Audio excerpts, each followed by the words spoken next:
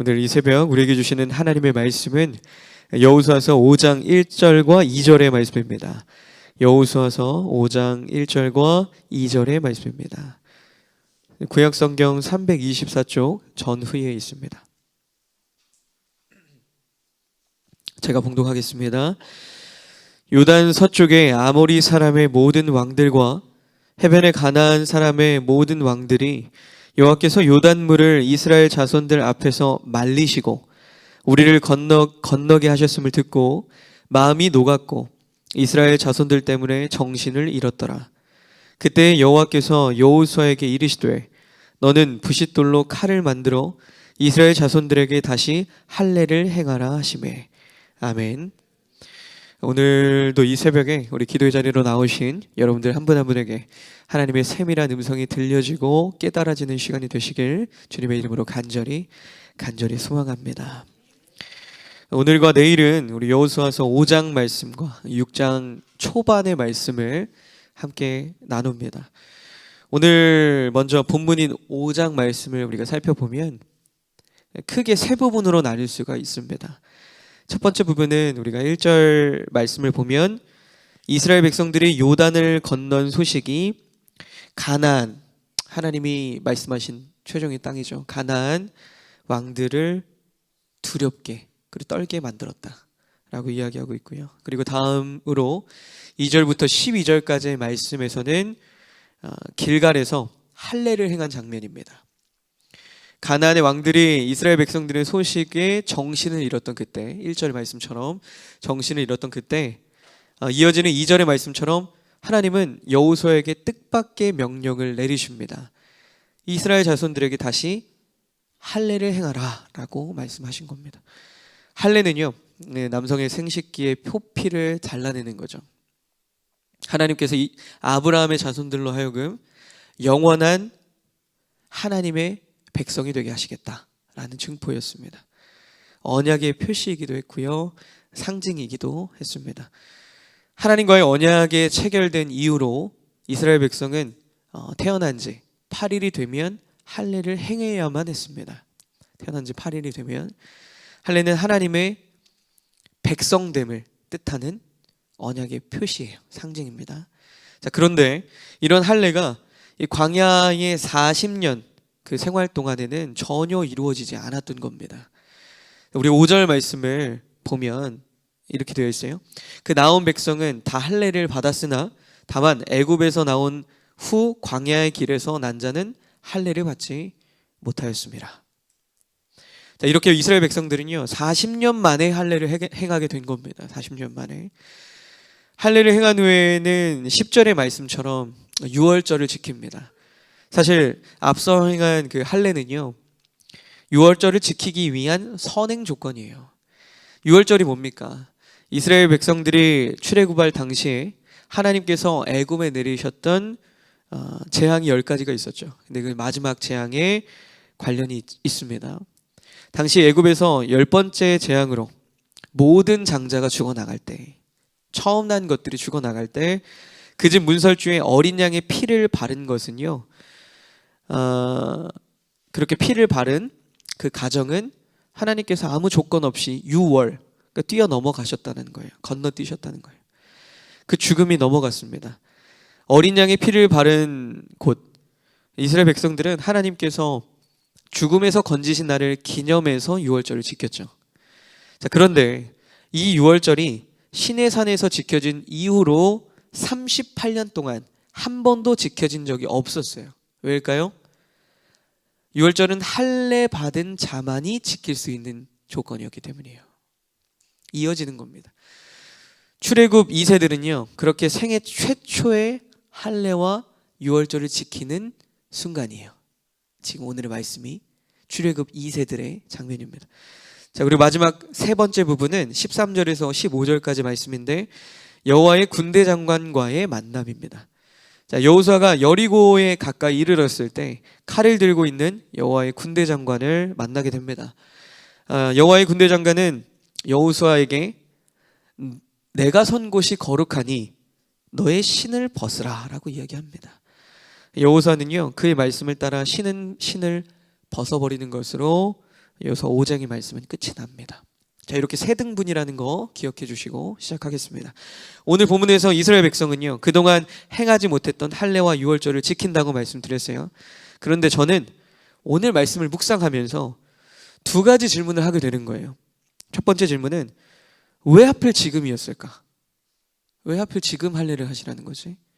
왜 하필 지금 유월절을 지키라는 거지? 라는 질문과 그 다음은 왜 하필 할례였을까? 라는 두 가지 질문이 저에게 던져지게 됐습니다. 지금 이스라엘 백성들이 어떤 상황입니까? 가나안에서의 첫 번째 전투를 앞두고 있는 상황이에요.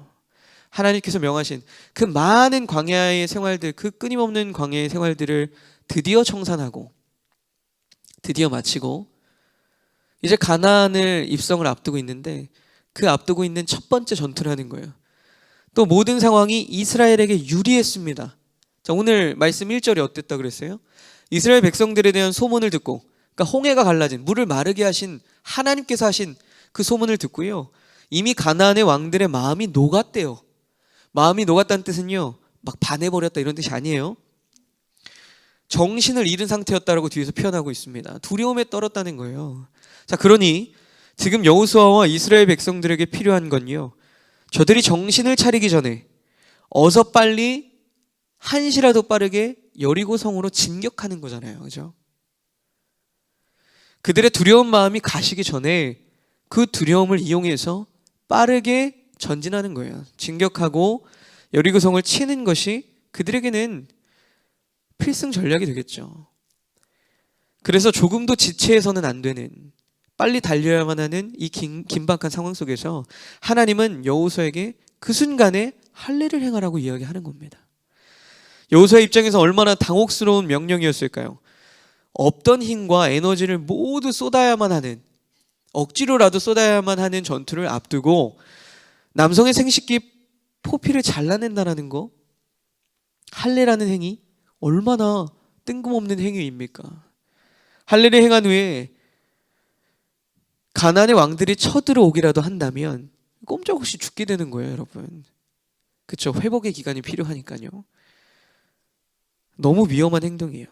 저기 쳐들어오면 그냥 100% 질 수밖에 없는 상황인 겁니다. 그런데 여호수아는 하나님의 명령을 백성들에게 전했고 온 백성은 할례를 행했습니다. 전쟁의 승리와 패배가 오직 누구의 손에? 하나님께 달려있음을 믿었기 때문이에요. 그러한 믿음이 할례뿐만 아니라 이어지는 유월절도 지키게 했고요, 또 여호와의 군대 대장 앞에서 아무 고민 없이 신을 벗는 것까지 이어지게 됐습니다. 자, 포피를 잘라내는 할례와 무교병을 그리고 볶은 곡식을 먹는 유월절, 그리고 군대 장관 앞에서 신을 벗은 것, 이 세 가지의 공통점이 있어요. 그게 뭘까요? 힘을 뺐다라는 거예요. 힘을 뺐다. 내 힘을 뺐다.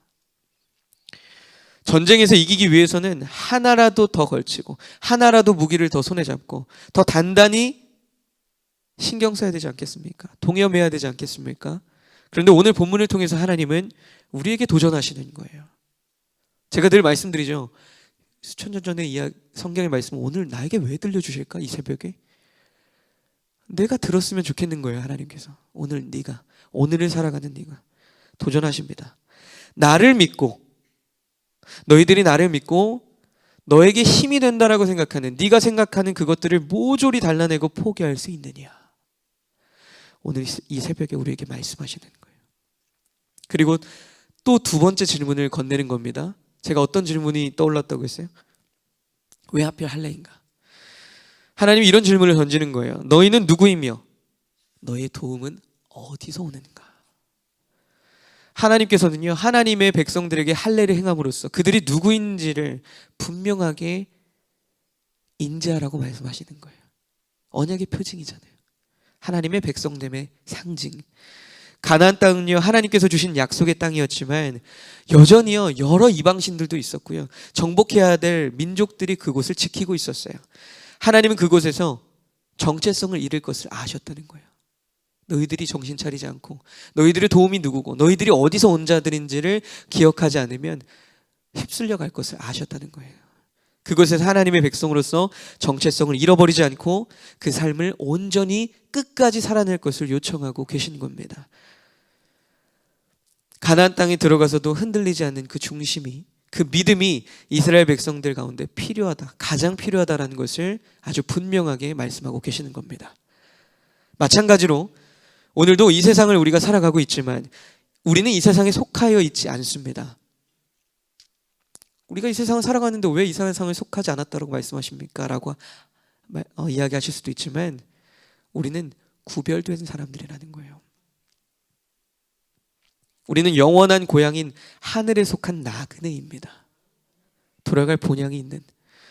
따라서 이 세상을 살아갈 때 우리는요, 이 세상과 구별된 성도의 삶을 애쓰며 살아가야 합니다. 이 세상 가운데 우리를 끊임없이 유혹하고 흔드는 것, 우리의 정체성을 모호하게 만드는 것들이 얼마나 많습니까? 세상은요, 우리를 끊임없이 두려움에 떨게 합니다. 내일 일은 난 몰라요. 모르잖아요. 그죠? 두려움에 떨게 하고 세상의 가치들과 나의 힘을 의지하며 살아가라고 유혹합니다.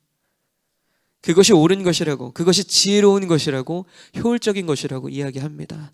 여러분, 우리가 하나님의 나라에 갈 때까지 이 땅에 싸워야 할 수많은 영적 싸움의 속에서의 승리의 비결이 여기 있어요.